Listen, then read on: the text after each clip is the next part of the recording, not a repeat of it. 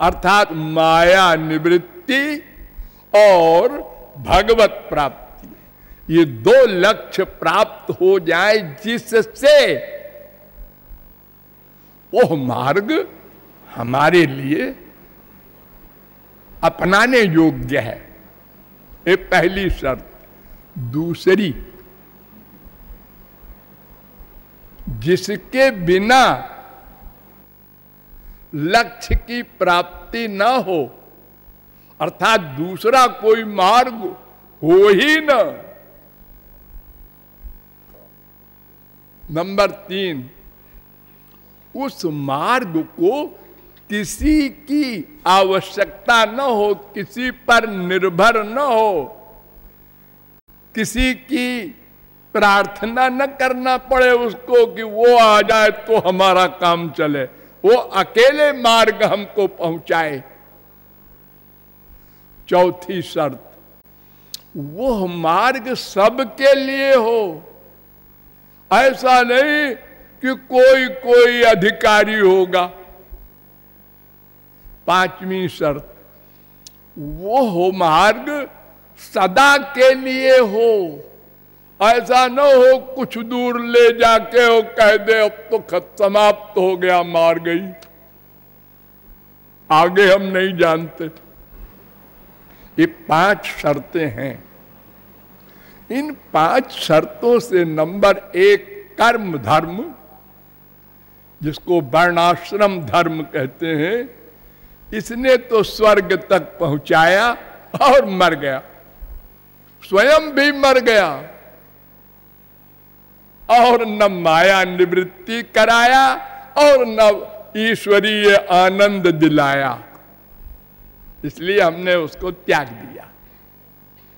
ज्ञान मार्ग जो है, इसने भी केवल आत्मज्ञान कराया, अधूरा ब्रह्म ज्ञान नहीं कराया, इसलिए न माया निवृत्ति हुई और न कृष्णानंद, रामानंद, प्रेमानंद, भगवदानंद मिला।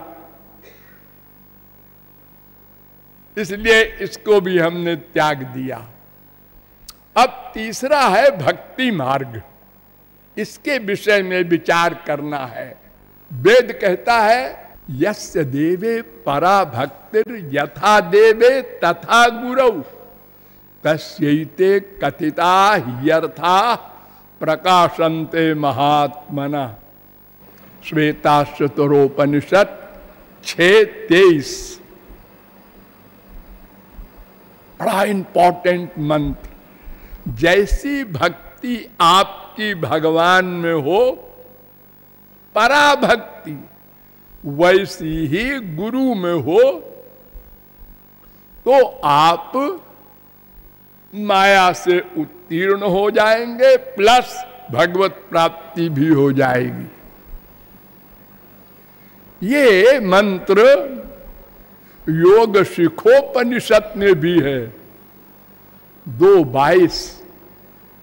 ये मंत्र और वेदों में भी है, सुबालोपनिषद में भी है 16:1। यह मंत्र साठ्यायनी उपनिषद में भी है 37वां मंत्र। फिर कहता है वेद उपासते पुरुषम ये ह्यकामास्ते शुक्रम एतत् अतिवर्तन्ति धीरा। मुंडकोपनिषद 3:2-1। जो भगवान श्री कृष्ण की भक्ति करता है, कामना रहित होकर, वो इस माया को उत्तीर्ण कर सकता है, भगवदीय आनंद प्राप्त कर सकता है। फिर वेद कहता है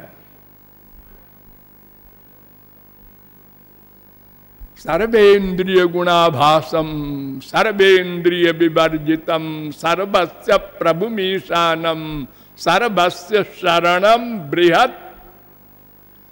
जो भगवान को सरेंडर करता है, साधन बल छोड़ देता है, उस पर भगवान की कृपा होती है और वो माया से उत्तीर्ण होता है। श्वेताश्चतरोपनिषद 3:17। भावग्राही मनीडाख्यम भावाभाव करम शिवम। श्वेताश्चतरोपनिषद 5:14।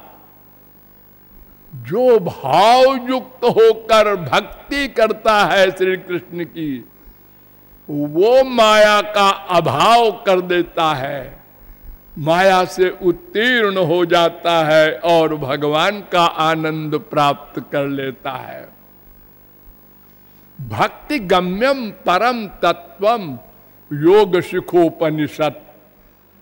वो परम तत्व भगवत तत्व भक्ति से ही प्राप्त है और कोई मार्ग वहां तक जाता ही नहीं है। सब ब्रह्मलोक तक पहुंचा के लौट आते हैं। कर्म ज्ञान योग सब। 3:23 योग सुखोपनिषद। मां मनुस्मरतश्चित्तम मय्येव प्रविलीयते। 3:25 योग सुखोपनिषद।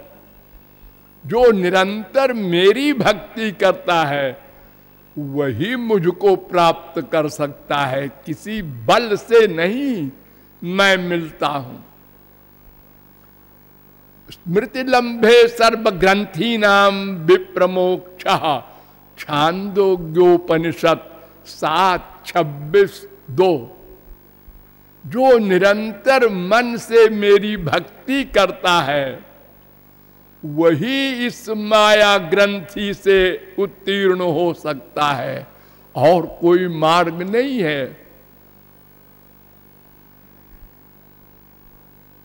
ते ध्यान योगानुगता अपश्यन। वेद कह रहा है श्वेताश्चतरोपनिषद 1:3। ये नारद परिव्राजकोपनिषद में भी मंत्र है 9:2। जो निरंतर मेरा ध्यान करता है मन से वो मुझको प्राप्त कर सकता है।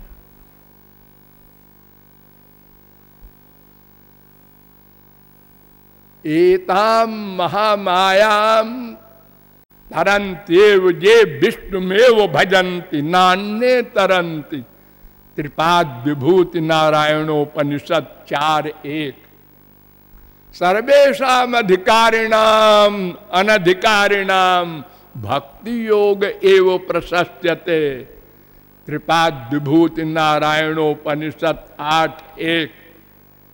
चतुर्मुखादीनाम सर्वेषाम बिना विष्णु भक्त्या कल्प कोटि भीर मोक्षो न विद्यते। त्रिपाद विभूति नारायणोपनिषद 8:1। क्यों? भक्त्या बिना ब्रह्म ज्ञानम कदापि न जायते। त्रिपाद विभूति नारायणोपनिषद 8:1। भद्रं कर्णेभिः शृणुयाम देवा भद्रम पश्येमाक्षुभिर्यजत्रा स्थिरैरंगैस्तुष्टुवाग्मं शस्तनूभिर्व्यसेम देवहितं जदायु। ऋग्वेद। जो इंद्रिय मन बुद्धि से सदा मेरी भक्ति करता है वो मुझको प्राप्त कर सकता है। भद्रम श्लोकम श्रूयासम अथर्ववेद। मर्ता अमर्त्यस्य ते भूरि नाम मनामहे। ऋग्वेद। आस्त जानन्तो नाम चिद विभक्तन। जो मेरे नाम गुण लीलादि का संकीर्तन रूप ध्यान पूर्वक करता है वो मुझको प्राप्त कर सकता है। इस वेद मंत्र का शंकराचार्य ने भी यही अर्थ किया, सायणाचार्य ने भी यही अर्थ किया, श्रीपादाचार्य ने भी यही अर्थ किया, श्रीधराचार्य ने भी यही अर्थ किया। ऐसे वेद मंत्र हैं, ये कह रहे हैं कि भक्ति के बिना भगवत प्राप्ति असंभव है। कल्प कोटि भीर करोड़ों कल्प कोई कर्म ज्ञान तप जो करे, आद्यागमद यदि श्रवत सहस्रणी भिरूति भी ऋग्वेद। अरे रोकर पुकारो, वो दौड़ कर आएगा, वो कोई साधना नहीं चाहता। तुम मांगो वो दे देगा, लेकिन ठीक ठीक मांगो, रो कर मांगो। ऋग्वेद कह रहा है। आराध्य होता ऋग्वेद, अर्चा शक्राय शाकिने ऋग्वेद। भक्तिरेवैनम नयति भक्तिरेवैनम पश्यति भक्तिरेवैनम दर्शयति भक्ति वशा पुरुषा भक्तिरेव गरीयसी माठर श्रुति। यो देव मुत्तरावंत मुपासाते सनातनम अथर्ववेद तस्य ते भक्तिमान सस्याम अथर्ववेद कस्य नूनम कतमस्यामृतानाम मनामहे चारुदेवस्य नाम ऋग्वेद। अग्निर्भयम प्रथमस्यामृतानाम मनामहे चारुदेवस्य नाम ऋग्वेद। त्वमस्माकं तवस्मसि ऋग्वेद। तमाम वेद मंत्र ये कह रहे हैं कि भक्ति से ही भी नहीं, एक एक शब्द पर ध्यान दो, भक्ति से ही भगवान पिघलते हैं, कृपा करते हैं, तब अपनी शक्ति देते हैं। तो उनकी पावर से दो काम होता है, एक तो माया जाती है और हमारी इंद्रिय मन बुद्धि को वो दिव्य बना देते हैं, तब उनका दिव्य दर्शन होता है, दिव्य शब्द सुनते हैं, दिव्य स्पर्श करते हैं, सब दिव्य दिव्य दिव्य उनका सामान मिलता है। तब जीव सदा पश्यंत सूर्य तद विष्णु परमं पदम।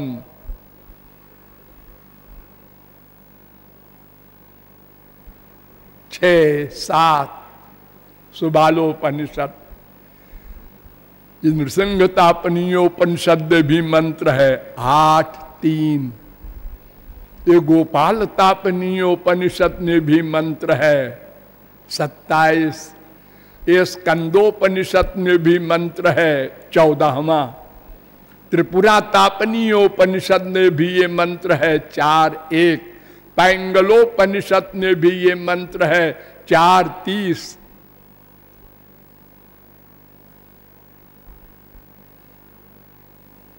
अब वेदों के बारे में थोड़ा लोग हमारे यहां घबराते हैं, वो कहते हैं कुछ पुराणों से समझाइए, स्मृति प्रस्थान से।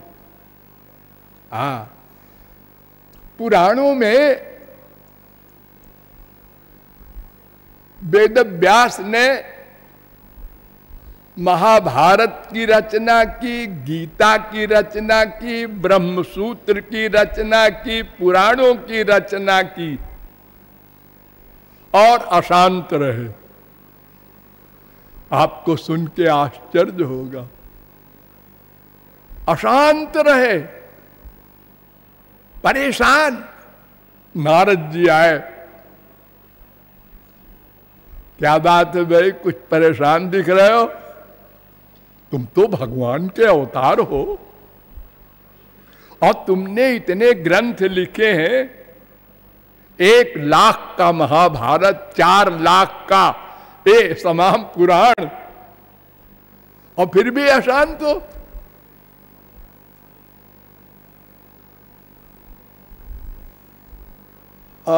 मेरा ख्याल ये है कि किंबा भागवता धर्मा न प्रायेण निरूपिता। मैंने भगवान श्री कृष्ण संबंधी विषय का निरूपण विस्तार पूर्वक नहीं किया। कर्म धर्म का बड़ा निरूपण किया महाभारत ने, और संक्षिप्त में कर्म ज्ञान भक्ति आदि का गीता में भी किया। लेकिन श्री कृष्ण लीलाओं का, उनकी कथाओं का, चरित्रों का, कृपाओं का वर्णन नहीं किया।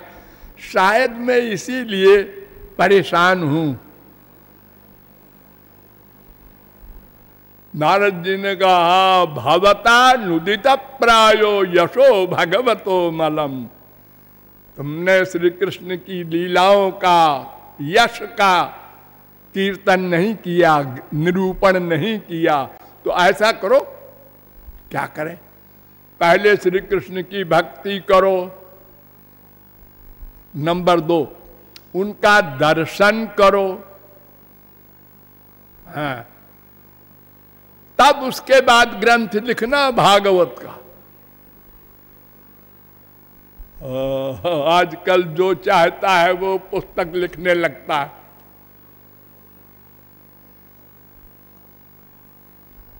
तो भक्ति किया, अपश्यत पुरुषम पूर्वम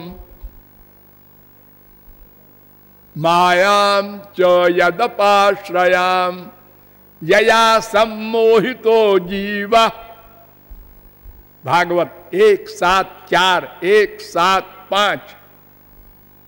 भक्ति करके भगवान का भी दर्शन किया और उनके अंश जीवों के भी किया और उनकी शक्ति माया का भी दर्शन किया।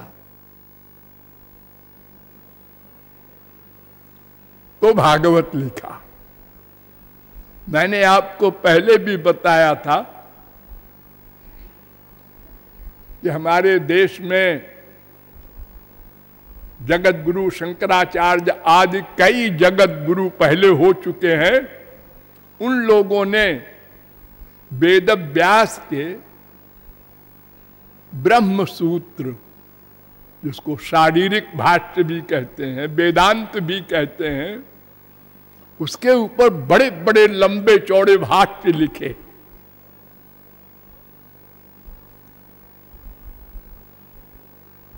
छोटा सा ग्रंथ है वेदांत, आप लोग देखें तो हंसे। सारे शास्त्रों का मूर्धन्य वेदांत, और कुल 545 सूत्र हैं। और वो सूत्र कितने बड़े बड़े। अथा तो ब्रह्म जिज्ञासा हो गया, जन्माद्यस्य जाता हो गया, स्मरन्ति च हो गया, स्मृतेश्च हो गया, सूचकश्च हो गया, क्षणिकत्वात् हो गया सूत्र। ये 4-4 शब्दों के सूत्र और कुल 545। उसमें 4 अध्याय है और एक एक अध्याय के 4-4 पाद हैं।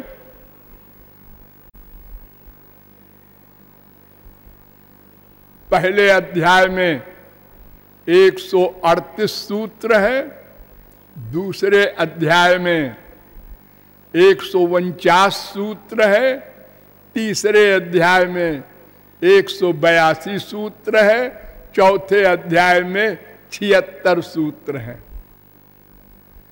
ये रामानुजाचार्य आदि की राय है। निम्बार्काचार्य ने थोड़ा इससे भिन्न किया है। जैसे उन्होंने 2 सूत्र को एक मान दिया है, 1:4:26, 1:4:27, ये 2 सूत्र हैं। आत्मकृते 1:4:26, परिणामात 1 4 27, इन दोनों को उन्होंने एक सूत्र मान लिया। तो उनका पहले अध्याय का 1 नंबर कम हो गया, यानी 137 सूत्र उनके पहले अध्याय में हैं। लेकिन दूसरे अध्याय में उन्होंने बढ़ा दिया और सूत्र लिख दिए। यथाच प्राणादि 2 1 19, प्रवृत्तेश्च 2 2 2, क्षणिकत्वात् 2 2 31, संबंधानुपपत्तेश्च 3 2 4, 2 2 38, और सूचकश्च ही 3 2 4, ये 5 सूत्र बढ़ा दिए।